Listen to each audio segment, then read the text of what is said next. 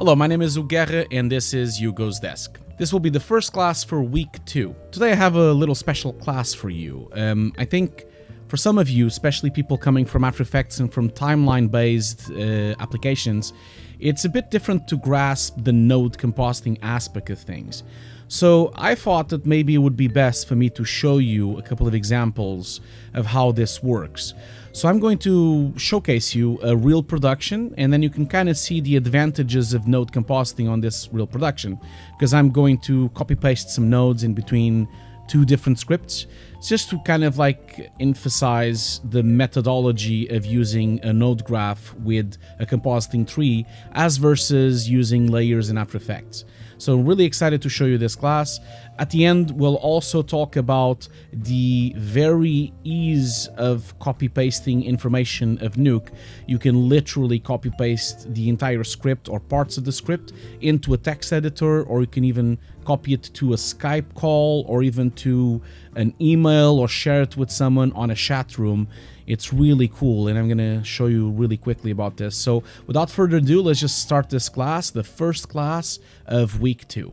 This was a shot from a teaser trailer kind of / short film that I made with my students in Campus I-12 in Sweden, and it's about 2 years old. And this is shot 40, and basically you have the monster in CG. The monster is done in V-Ray, then the fire here is done in Houdini, so this middle fire is actually CG with some smoke from Houdini as well. And then of course compositing is done in Nuke, and this is one of the shots. And I'm going to use this shot just as an example, just to show you the flexibility and why we're discussing nodes versus layers. So of course this is the final version, but I do have the original footage. The original footage of course doesn't have any rotoscoping done, and of course I have the original CG from V-Ray. This of course is this CG is an EXR which has every single AOV, the AOVs being the different passes that you can have from CG. So for example, here you can clearly see that we have, you know, a diffuse pass, and we have like some lightning pass. So there's a bunch of passes here that can be used for better photoreal compositing, and we will talk more about that later. But I just wanted, before I show you a full production shot, I just wanted to show you a little example here. The background, like we talked before, is this one. This is a 4K background from the Oak Lake project, and then foreground is the monster. Now when I merge them, of course, I get this. I get like a little tiny monster.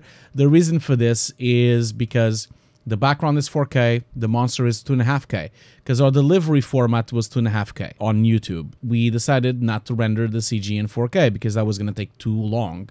So we decided to scale the footage down so it would match the actual CG. I'm going to start by doing that. I'm going to start by putting a reformat node here. And once I put the reformat node here, I just want to make sure I have the correct settings. So I'm going to open up my settings by pressing S. I'm going to change my resolution to the incoming resolution of the CG. Now you don't need to do a new resolution by using the new option or the edit option.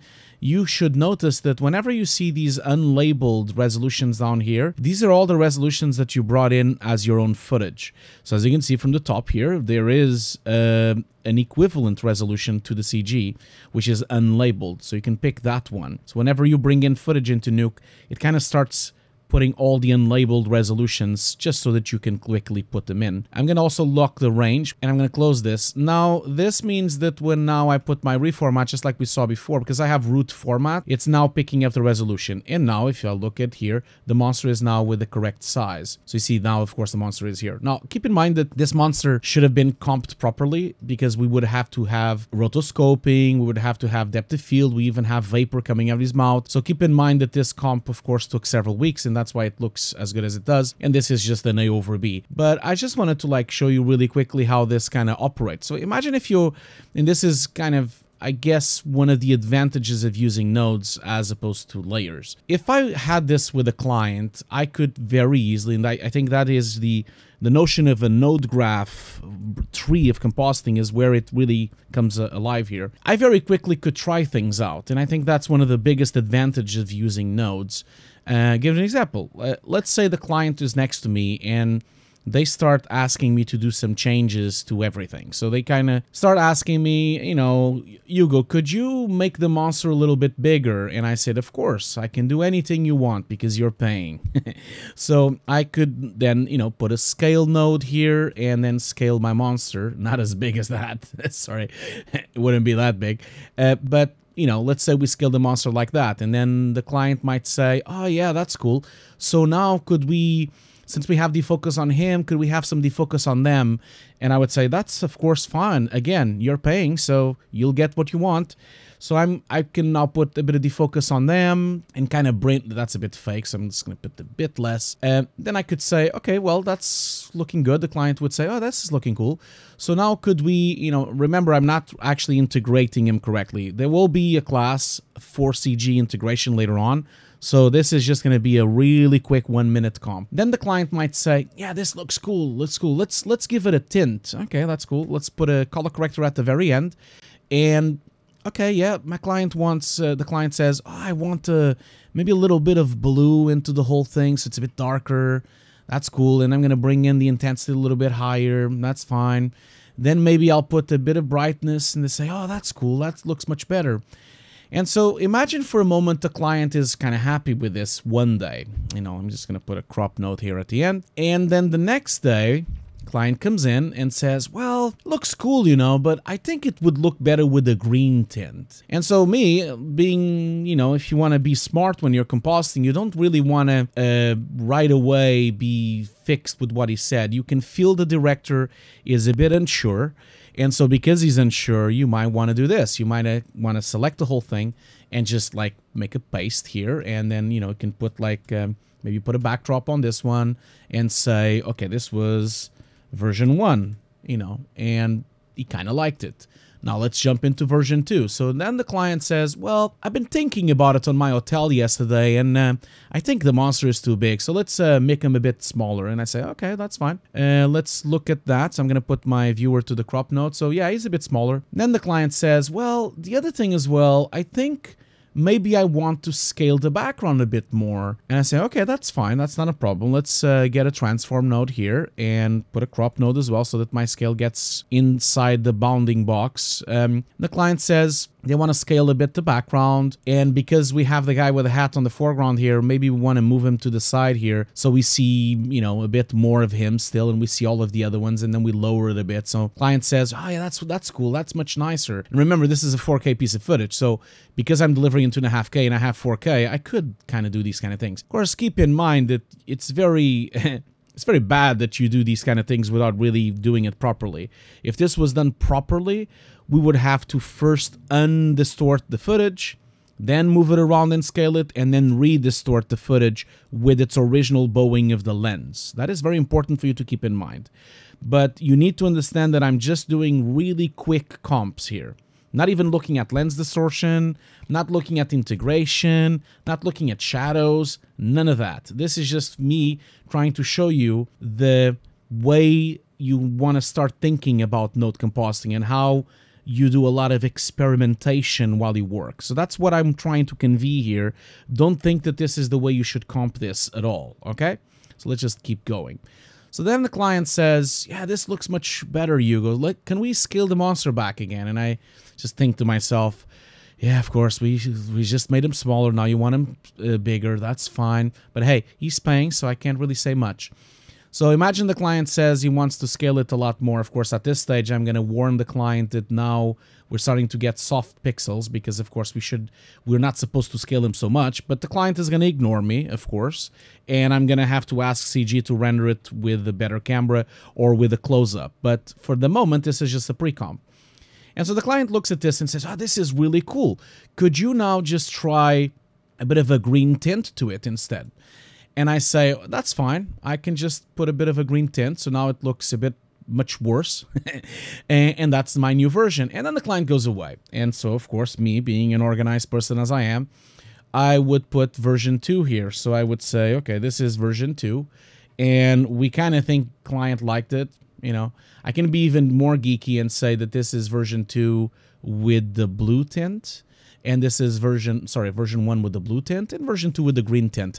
Look at that. How geeky am I? So we then move on, and then the client comes in on the next day. And the client comes in on the next day, and I already been working with this guy for a long time. I already know he's going to want to do a new version. So I'm going to pick another version, and I'm going to make version 4. I'm going to take away the bank drop so he doesn't get scared of how many versions we've done already. And client comes in and then they say, yeah, you know, been thinking about this, and because I'm a director and I can never make up my mind, I want to change it all again. So could you remove the green tint? And I say, okay, that's fine. I'm going to just disable it with the D button. Could you make maybe a bit less scale on the background? They say, okay, that's fine. And maybe bring it a bit higher. Okay, that's not a problem. Could you make the monster maybe a little bit smaller? Okay, that's fine. And maybe a bit higher up, so it looks a bit more menacing and more thin. And then could you start experimenting maybe with a bit of a glow? And I say, okay, that's fine. I'll put a bit of a glow here. And I start looking at the glow, and we're not going to discuss the glow today, but just going to do a really quick glow here. So then, you know, the fire is a bit more glowy now. So we have a bit of a glow there. And then the client says, yeah, let's put back that green tint. Okay, cool. Well, actually, you know the blue tint that you used to have? Could we bring that in? And I said, that's fine. Yeah, let me just go and get it. So I go into version 1 here, and I pick up the color corrector, and then I just come over here. I kill the green one, and I put the blue one. And then the client says, could you show me the other versions? And I say, yeah, sure. Let me just go ahead and do that. So I'm going to put version 1 on the player. Version 2, I'm going to put on 2. And then version 3, I'm going to put on 3. And now with this in full screen, and I also will kind of put it on my screens on here, I'll just put 1 for the client to see, 2 or 3. And then the client can say, okay, so and then I'll talk with the client and say, okay, so this one is the one with a bit of blue tint and less scaling on the background. This one is the one where we're closer to the monster and it's a bit green tint. This one, on the other hand, is almost the same as version 2, but we have a bit of a warmer tint to it. And so that's 1, 2, 3. This is what I wanted to kind of showcase with this example. As you saw, normally if you're in After Effects, first of all, in After Effects it wouldn't be so easy for you to switch off and switch on things.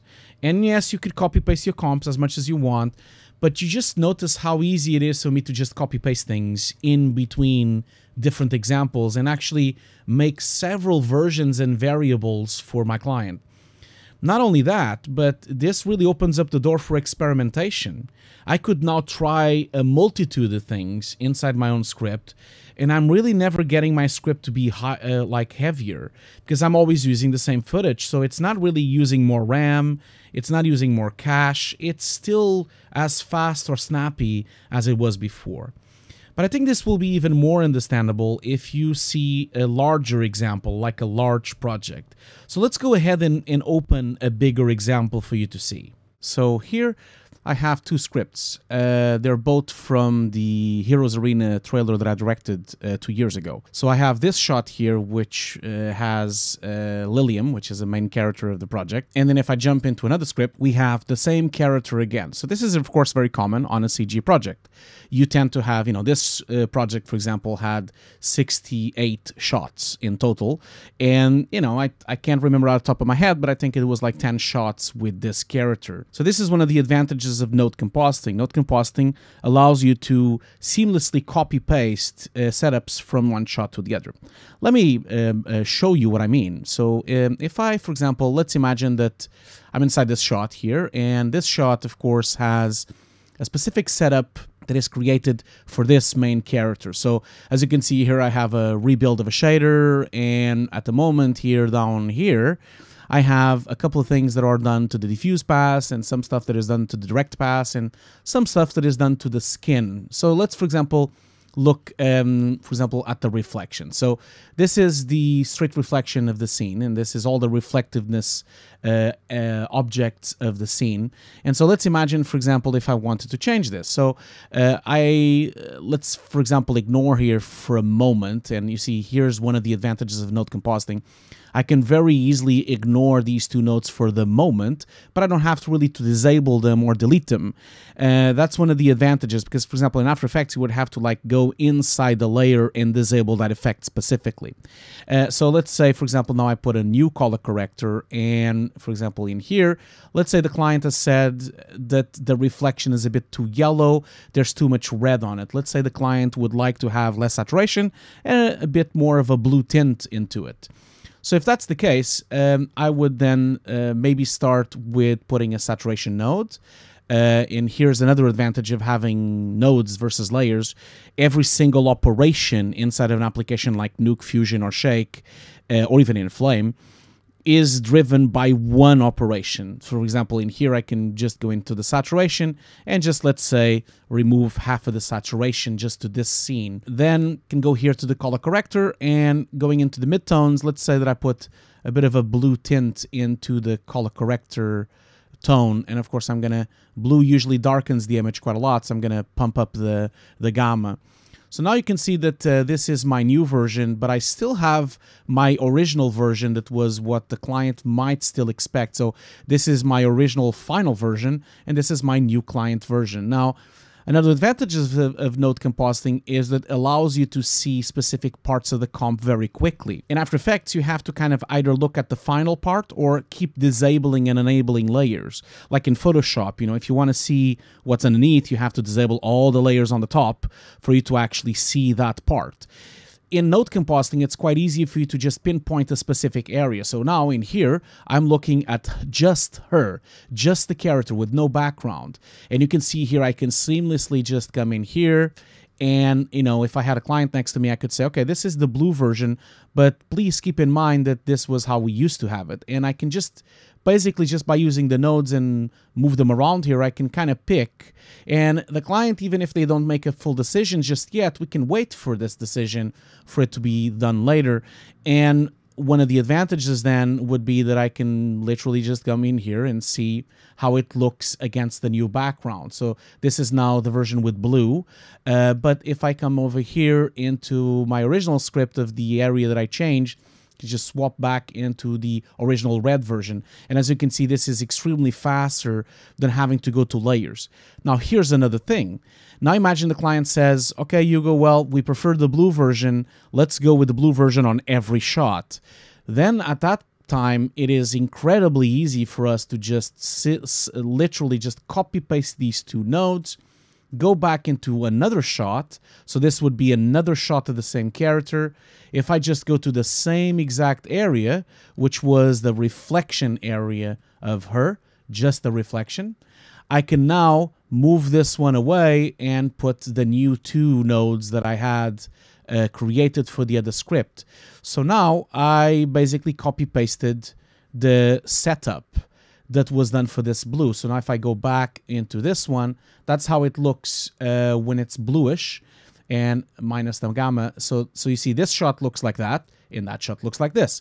And now they will match. If I, for example, look at the result of my comp here without background, so this is now the bluish version. If I now go into here and I look at another shot, looking at the result of her, you can clearly see that they kind of match. So now I could literally just have them both open, and I could now start affecting them in one go. So let's say, for example, the client also doesn't like, for example, the fog feeling that we have, or wants to adjust the fog. So that means in here, for example, I have fog, I have an amount of fog. If I go in here and I just increase this fog on her, I can just literally, and imagine if I would have done other changes, I could select all these shots, copy them, and then now go in here to my other setup and paste that exact setup. So now I have the same setup on this side. So now I could eventually just go in here and see how that works. Of course, I would have to still use the same depth of field from the other version. So as you can see here, it is very driven, node compositing is very driven through experimentation, because I can just hook things up and have a look at them. So let's say, for example, this is the original fog that we were talking about, and this is the new fog that we were planning to put inside this scene. So as you can see, it's very easy for you to experiment between shots, because as long as you get shots organized, you can actually copy paste entire sections and even experiment entire sections. So it's like almost, imagine if you would have made major changes on this section of the script, you could have just literally copied that entire setup and have it here ready for you to copy paste certain parts of it. And the cool thing about this is that this section that I've just copied in is not going to affect the script because it's not attached to the script. So it's almost like it's here on standby. It's here waiting for when I need it. Ultimately, this is kind of how I tend to work and how my artists tend to work, and even how we used to work at the mill. We can literally just copy-paste setups between ourselves. And if you look really closely here, you can clearly see that the script is kind of organized the same way. We have our background setup, we have our character setup, and then the multiple extra elements down here. If I jump into the other shot, we have the same kind of setup. We have a background setup, a character setup. We have the extra stuff that I placed in, which I'm going to delete, and then the extra stuff. So that means that at any time, if I like a certain color correction, or imagine one of my supervisors makes a specific color correction for this character, I could just literally just, you know, go in here and go and copy paste it here into this script, and then I can kind of continue working or basically pick up whatever I want from that script. I want to show you something else which is really cool as well, that really helps to sell this idea of node compositing. You can also copy paste stuff and deliver it in email, text files, or even using Skype or even a messenger. This is a really cool setup. So let's imagine now, for example, that I really like this setup and I would like to share it with another compositor. So if I select, let's say, imagine the depth of field setup. If I select this depth of field setup and I do Control-C for pasting, for copying, and now if I go to a text editor, I'm just going to open a straight new text editor here. I'm going to do a new document. Now, it's very important for you to think that the text editor needs to be plain text. It cannot have any type of formatting. And so if I now paste this, you see this is the actual script. This is the section that I just pasted. And if you look at it, it actually matches what you just saw. I'm going to share with you here this really quickly. So if you look at the text here and you look at the script, we look at this was the section we copied. So you can kind of see that if you go all the way to the top, you can kind of see that we have first of all a backdrop, and this backdrop is called post blur additional glint blooms, and you can see here post blur additional glint blooms. That's the backdrop. Then we have a read file, and the read file is this iris, so you can kind of see where it was located on my path on my machine, and it also then it moves on into the shuffle node. So every time I'm highlighting this, this is one node, and that's shuffle 2. So as you can see here, so that's shuffle 2. That's shuffle 2. Then if I go to reformat here, that's the reformat 2 that shows up here. Then we can see that we have a couple of dots. Then we have the shuffle 16, which is shuffling out the depth. You can kind of see that's the shuffle 16. Then you can kind of see here that we have a couple of dots. Then again, we have a grade node. This is called grade 2. If you go in here, that's grade 2. So this is the cool thing. You can basically copy paste specific sections. Let me give you an example.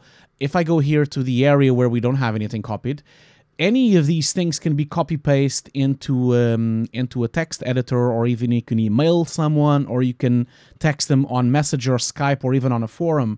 Of course, keep in mind, if they don't have the original file, then of course they won't see the file. It will be offline. But you can share any other thing.